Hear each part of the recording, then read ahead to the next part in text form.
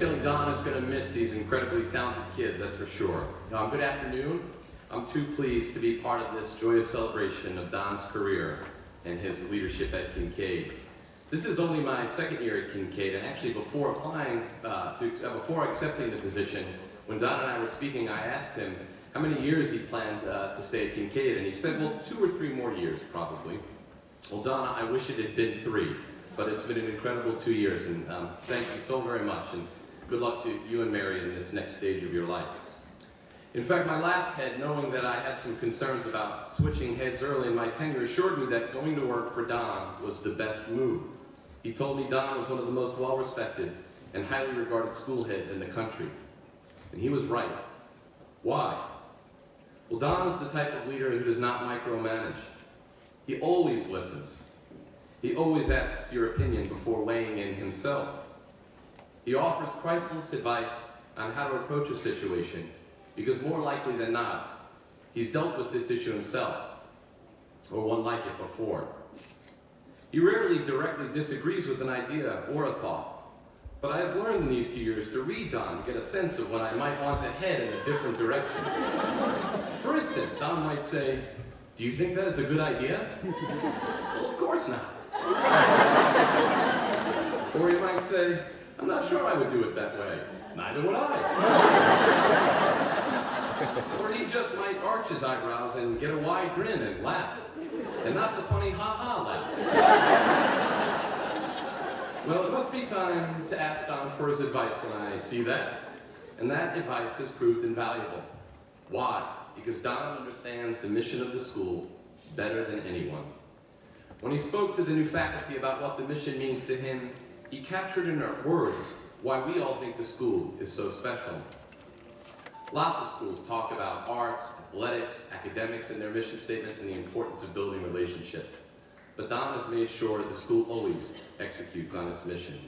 He's made sure we have world-class facilities like the one we're in today, athletic facilities. He has made hiring the strongest faculty and supporting their growth one of his highest priorities. And he believes in relationships. He knows every student's name, and make sure to wish them well on Friday afternoon and to congratulate them on their successes on Monday morning. Don has made Kinkaid one of the finest college preparatory schools in the country because he has made all the right decisions. Don North, you are one singular sensation.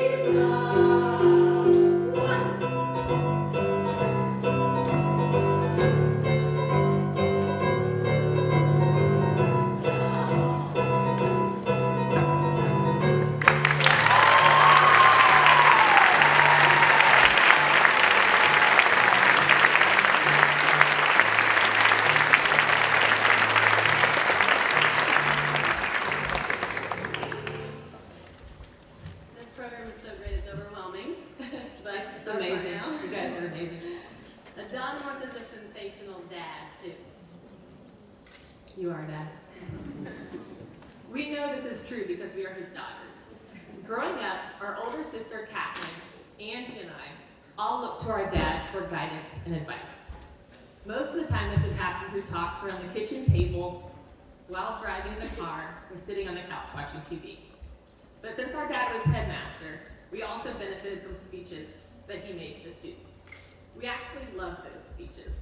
We looked forward to them, we listened closely, and we felt inspired. A common, consistent theme connected his talks. Have the courage to step outside of your comfort zone, take on challenges, and be willing to take risks. Well, we listened.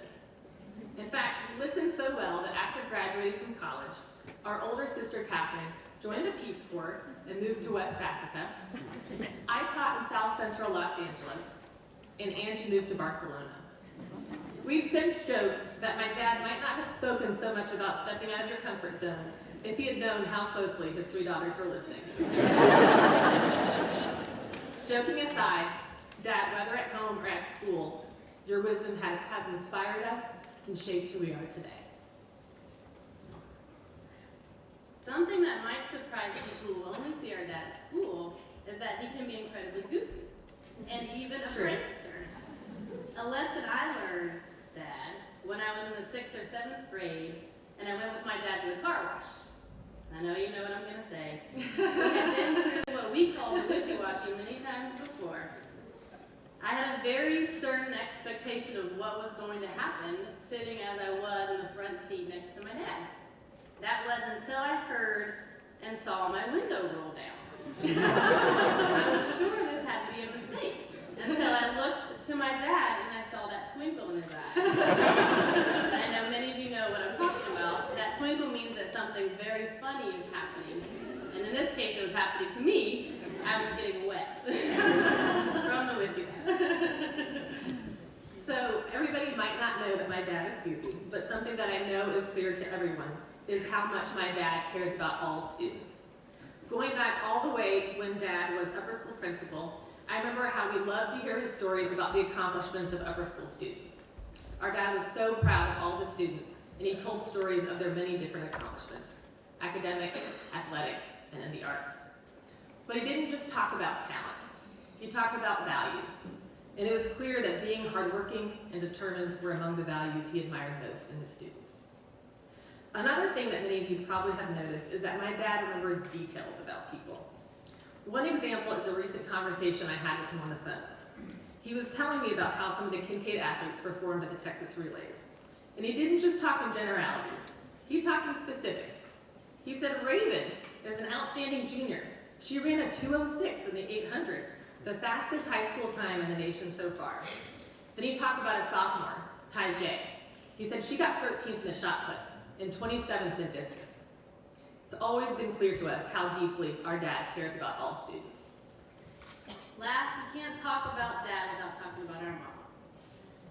As much love, respect, admiration, and trust we have for our dad, we also have for our mom. It amazes us daily that we are lucky enough to have a person as wonderful to our core as our mom.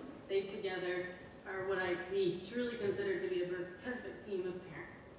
They've been the most important coaches in our lives. I'm not talking. You know, it's just like our family and our dad, to use a sports metaphor when trying to talk about something serious. Sports are and always have been a central part in our family's life. Thank you.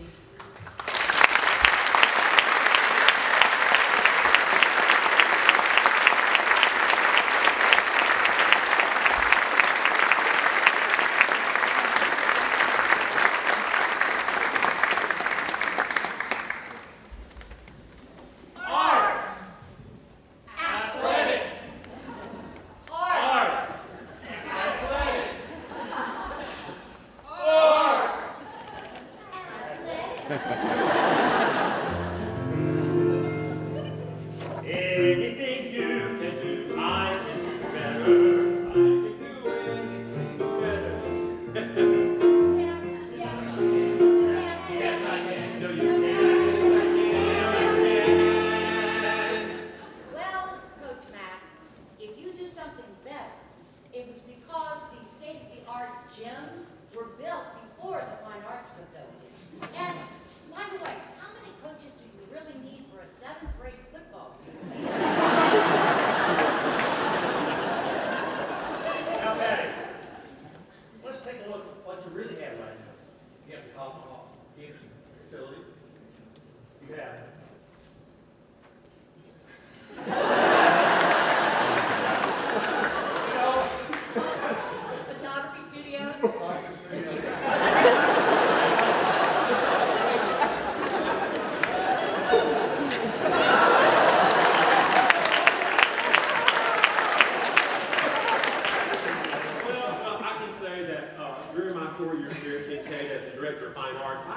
discovered one very